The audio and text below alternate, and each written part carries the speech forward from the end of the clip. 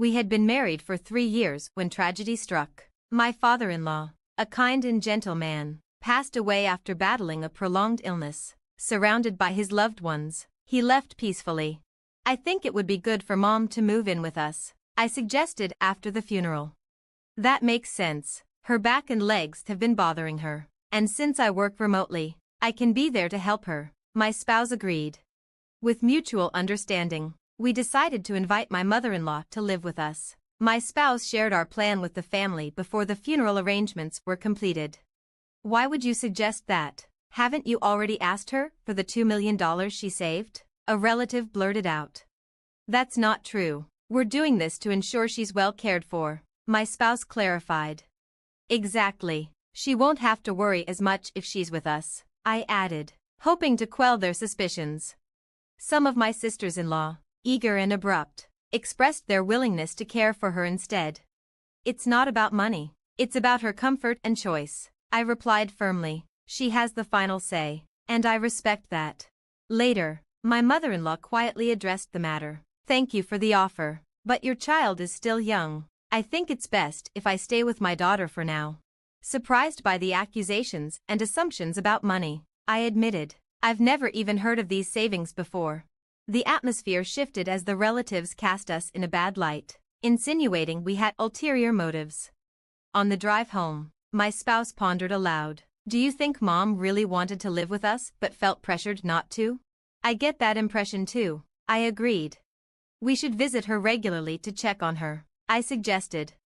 Determined to ensure her well-being, I began stopping by her house whenever I could, doing small chores and bringing gifts. However, within a few months, it became clear something was off.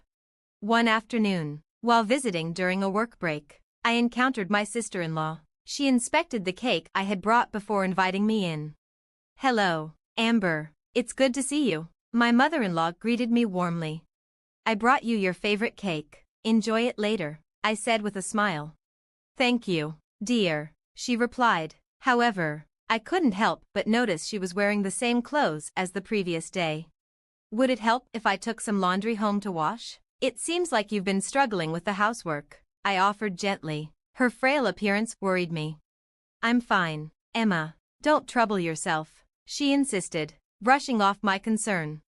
But Sarah, my sister-in-law, interjected rudely. Why do you keep coming by all the time?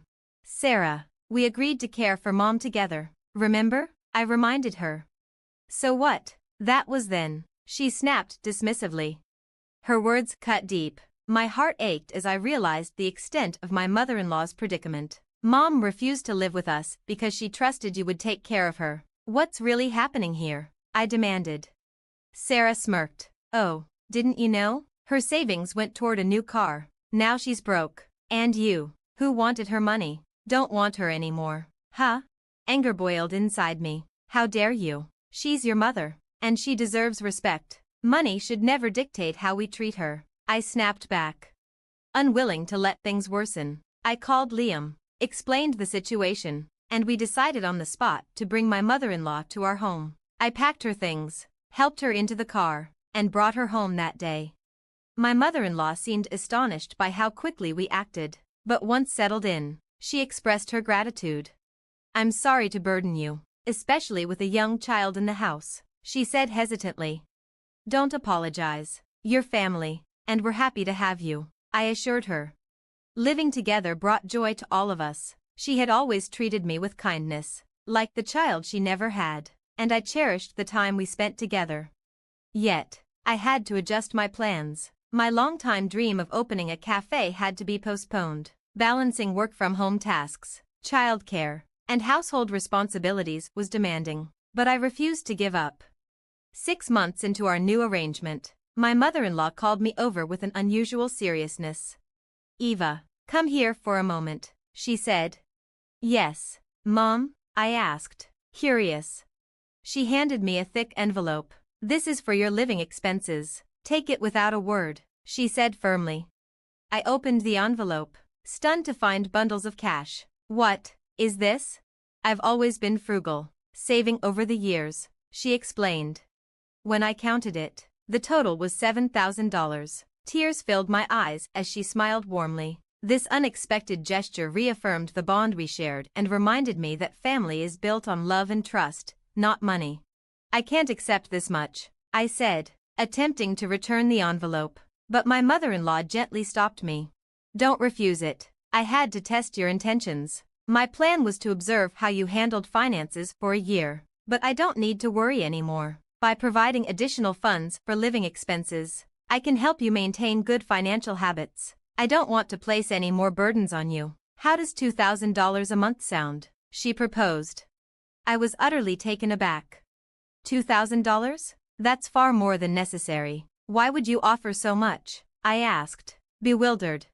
She revealed that she had won a substantial lottery prize and later delved into studying investments. Those efforts had borne fruit. With $80,000 in savings and stock investments through her bank, she was financially secure. Her disclosure left me speechless. She went on to explain that my sister-in-law had schemed to gauge her financial standing by creating a fake $20,000 inheritance test. However, she and her husband squandered their share almost immediately. Even my father-in-law, before his passing, had been aware of their recklessness and had considered limiting their inheritance if they mishandled the money. You're different, my mother-in-law said. You didn't prioritize money, and your refusal to take it outright filled me with pride. That's why I want to support you, both for your future and to help you realize your dream. It seemed she had heard about my cafe ambitions from my husband. While her generosity moved me, I hesitated to accept such a significant gesture. After discussing it with my husband, we decided to save the money for emergencies. My mother-in-law fully supported our decision.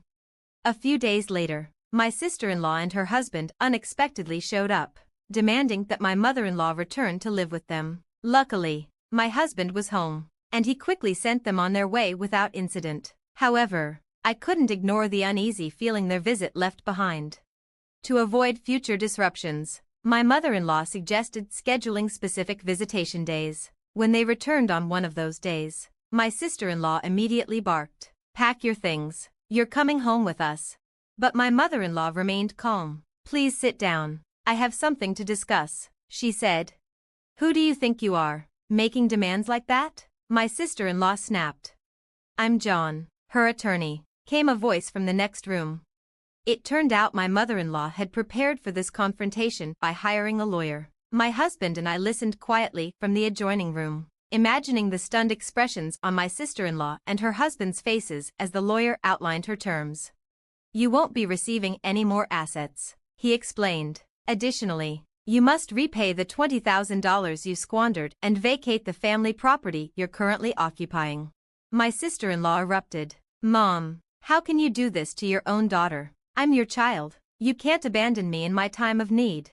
Her husband chimed in, pleading, but my mother-in-law stood firm.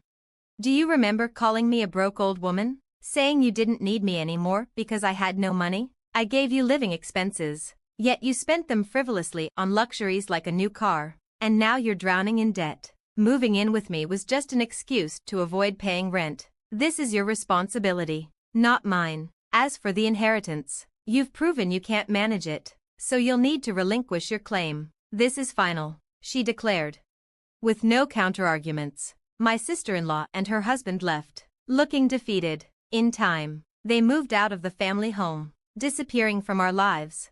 When I asked my mother-in-law if she regretted her decision, she said resolutely, "As a parent, sometimes the hardest but most necessary thing is to let your children face the consequences of their actions."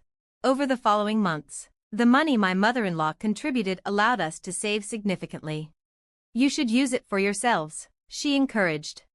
After careful thought, my husband and I decided to allocate the funds toward two dreams we'd put off: a long-awaited family trip and opening my cafe.